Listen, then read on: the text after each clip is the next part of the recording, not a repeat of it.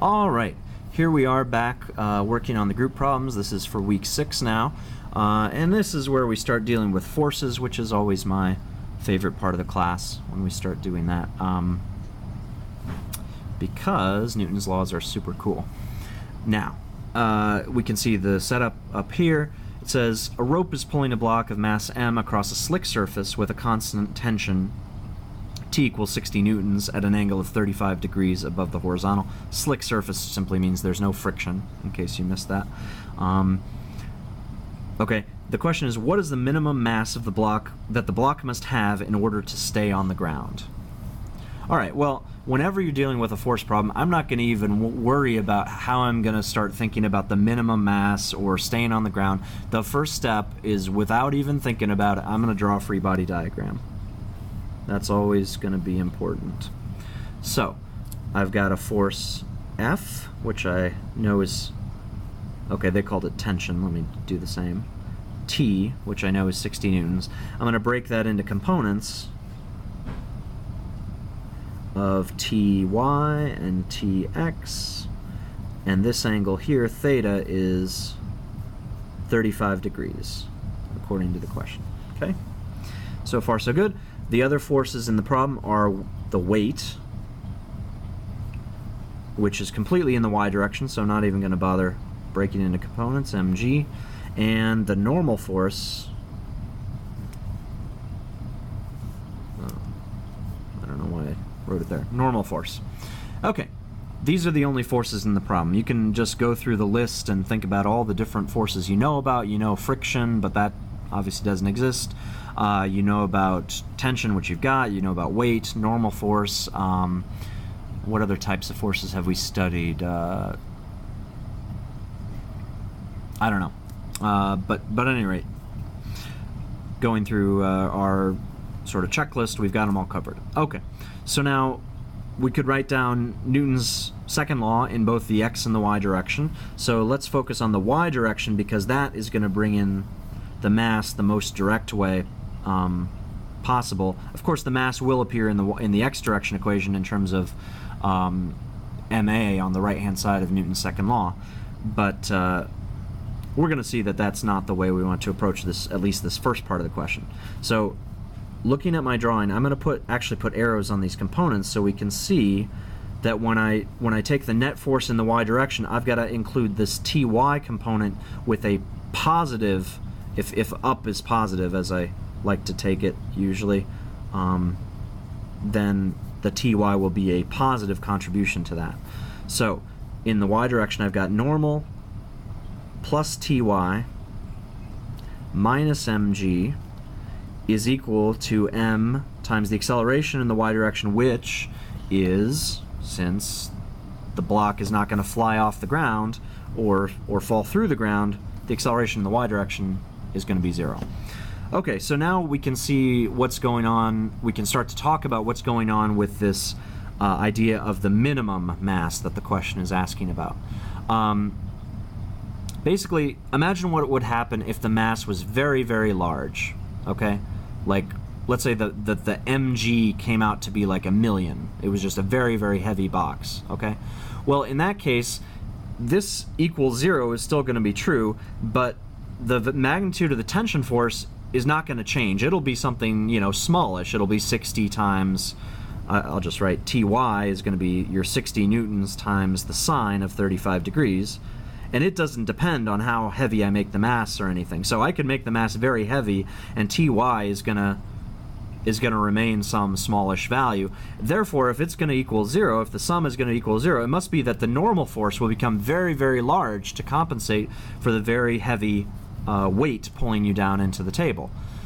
So, you know, basically what I want to point out is that the normal force changes depending on the external forces that you apply to a given object. The normal force and, as we'll talk about in week 8, or we actually already have talked about by now, the normal force and force of static friction are both what we would call constraint forces or constraining forces, whereby they can change their value depending on what else is happening. So the normal force, we simply know that it's going to do whatever it needs to make this equation true. However, there's going to be a limit to how much any of these constraint forces can adjust. With the normal force, the only constraint we have is that the normal force can never become negative. Like two surfaces that are separated will never attract towards each other. It's always that the surfaces are pushing themselves away from each other. So when you see a word like minimum in a problem, it typically means that we're going to reach the limit of one of the constraint forces, either maybe static friction or the normal force or something. And in fact, what happens is, now imagine that that the mass becomes very small. What's going to happen is, eventually, if given that there's some finite value of the tension in the y direction, this Ty is some fixed value, if I made the mass too small, then no matter what the normal force is, I'm going to get a positive answer here, because Ty itself is already positive. So if I start subtracting a very small negative, adding a very small negative number here, I'm going to get a number that can't possibly be 0. So the minimum value of mg occurs when the normal force goes away entirely, and then mg is just canceling completely with the Ty. So that's sort of the logic here. I don't know how well I explained it exactly, so I want you to think about it on your own time to try and wrap your head around it. But basically the key is, when you see minimum, you want to think some constraint force is reaching one of its extreme values. In the case of the normal force, the only extreme value that it can get is 0. It can't go lower than 0, but it can be as large as you want it to be, presumably, until the surfaces start to actually break under the physical stress. Like if I put a really heavy box on a fragile surface, it'll just break the surface. Okay, but with static frictional force, you know that there's an inequality that has to obey. At any rate, given that we're going to let the normal force go to 0, then I just simply have that Ty equals mg, and let's see, what am I trying to find? I'm trying to find the minimum mass, so I can just divide this out and find that m is equal to 60 sine of 35 degrees. That was your Ty divided by g, and you can calculate the value. I'll do that here off to the side on my calculator. 60 times sine of 35 divided by 9.8 gives me 3.51, and that'll be in kilograms, as we always work in the MKS unit system. Alright, very good. Next, the second part is actually going to be a little bit easier. It says, what is the acceleration in the x direction if it has this mass? Well, we go back to our free body diagram, and we're just going to write down Newton's second law just like we did here in the y direction. We'll rewrite it in the x direction.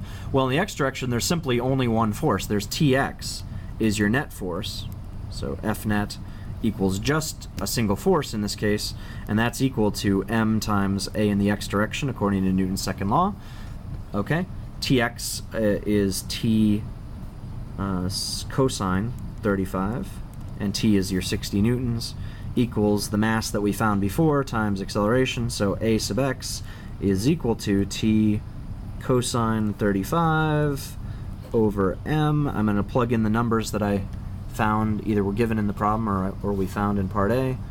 So 60 times the cosine of 35 divided by the mass of 3.51, and I find the acceleration is basically just 14.0 meters per second squared. Alright, thanks for listening. We will see you back here for week 7.